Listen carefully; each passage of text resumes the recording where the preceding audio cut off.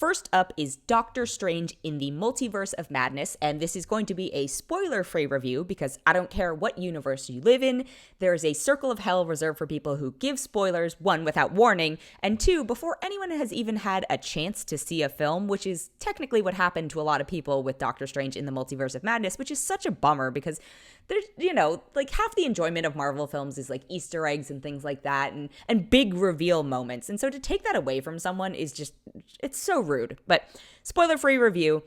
Also, let's be honest. I don't know if there's anything I could say that would dissuade you from seeing this film if you were already intending to see it, if you were interested, if you were on the Marvel universe. Like, I don't think this is going to be what convinces you to get on board, but also you're coming into this at like 20 whatever films into it, and so there are other gateways into this. So let's talk about Doctor Strange in the Multiverse of Madness.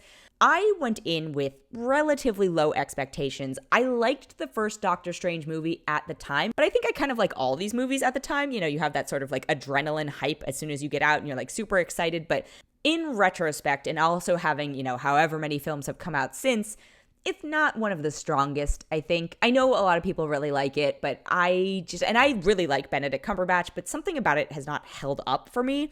So I went in with pretty low expectations to this one, and I don't hate what they've done with Doctor Strange over the course of the other films that he's appeared in, all the Avengers films, the last Spider-Man. I don't feel like that's a spoiler at this point because you need to have seen the last Spider-Man in order to go into this, and also many months have passed. It's out on digital. Anyway, went in with relatively low expectations, also with the caveat of being like, the director is Sam Raimi, who we've seen Marvel films, not through the Marvel Cinematic Universe, but, he did the original Spider-Man.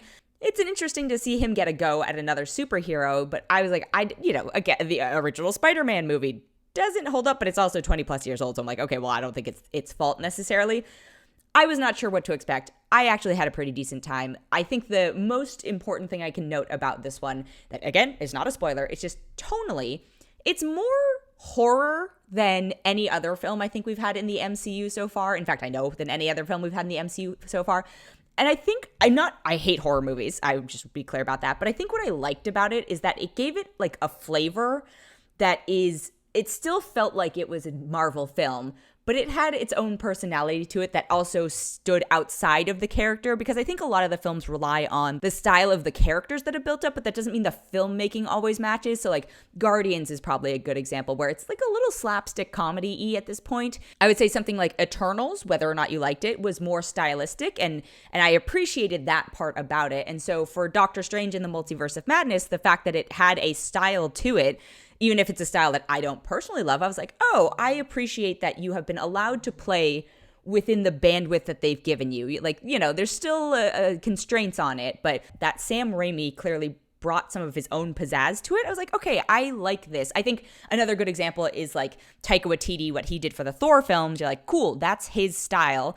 It actually very much changed what the character of Thor was doing. It was complete opposite of what, Thor and Thor the Dark World were.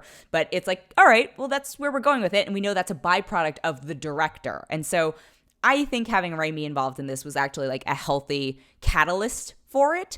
I also, Benedict Cumberbatch is fine. I think Benedict Cumberbatch is a good actor. He's a weirdo looking alien, whatever. But I do think he's a good actor. I just don't know if this is the right role for him. Well, it's not that it's the wrong role for him, but it's a role. But I think they found more of the footing for this character. Benedict Wong is Wong in this, and I absolutely love him. He's one of my favorite characters in the MCU. I want to see him get his own show or movie or whatever it is because he's so great. And then you've got the return of Rachel McAdams, Chiwitel Ejiofor, Michael Stuhlbarg, and then you've got Elizabeth Olsen as Wanda Maximoff in this, and that's not a spoiler, that's in the trailers. I think my favorite addition is Xochitl Gomez, who plays America Chavez. Again, hopefully not a spoiler because that casting announcement came out a while ago, but I kind of love, but also hate, that they have sort of started pairing Doctor Strange up with all these like young teen characters. It's a very bizarre dynamic, but I think it actually works better in this film than it did Spider-Man No Way Home. So I think the big takeaways are, one, if you were going to see this anyway, you're going to see this anyway. You're going to have a fine time.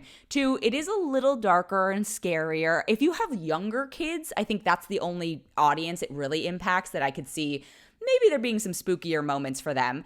And if you, for whatever reason, were like is this my entry point into the MCU after however many films, and this would be my first one? The answer is no. It's absolutely not your entry point. But it's fine. I think we're going to need this film in order to set up whatever the next stages are, as is the case with every Marvel film. So it's not really skippable. I do think it's probably actually a fun one to see in theaters. I think there's that communal experience that this is a good one that, you'll get the oohs and ahs and the Easter eggs and all that stuff out of. So overall, I'm going to give it 3.7 out of 5.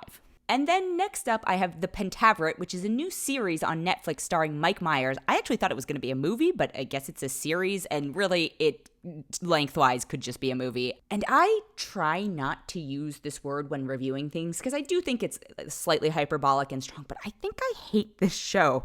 And I really, really dislike this show for multiple reasons. I don't find it funny.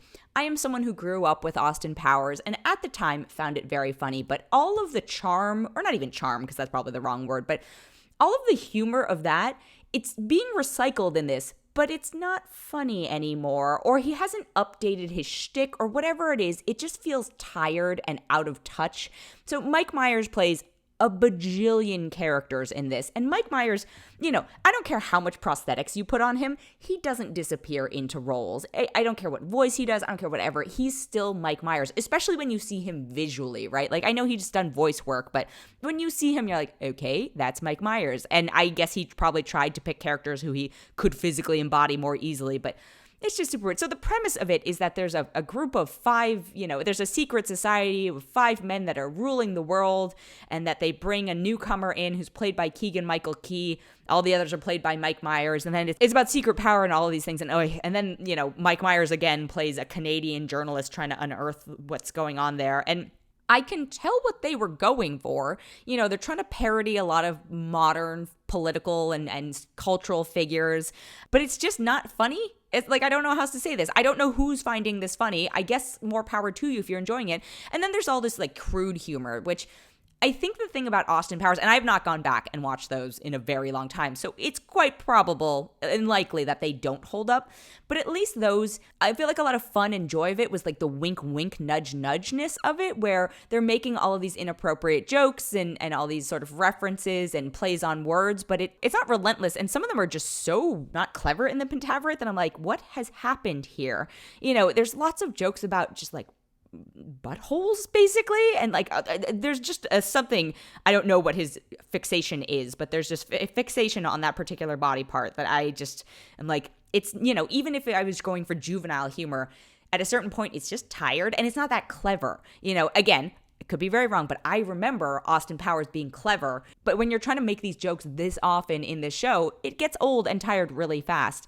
I get the sense that they were trying to be super modern with this, and my guess is that it got made really quickly, but it already inherently feels dated with the people they're referring to and all these jokes. And I just, I don't know who this is for. Like, I kind of wish they would rein Mike Meyers in a little bit and stop letting him do these movies where he gets to play every single character, because it's just like, maybe that would work if you did an editing pass and limited it to a certain number of characters, but this movie just feels like, I'm sorry, it's not even a movie. The show just feels like it was made so he could keep peppering in all of these sort of, impressions. But that does not a show make. So this is a huge skip for me. If you enjoy it, more power to you. But if you were thinking about it and you were at any point a Mike Meyers fan for various reasons, I think you should probably just rewatch some of the classes. Actually, maybe don't, because I've not gone back and watched any of them and they could be horrible. So please skip the Pentaverate.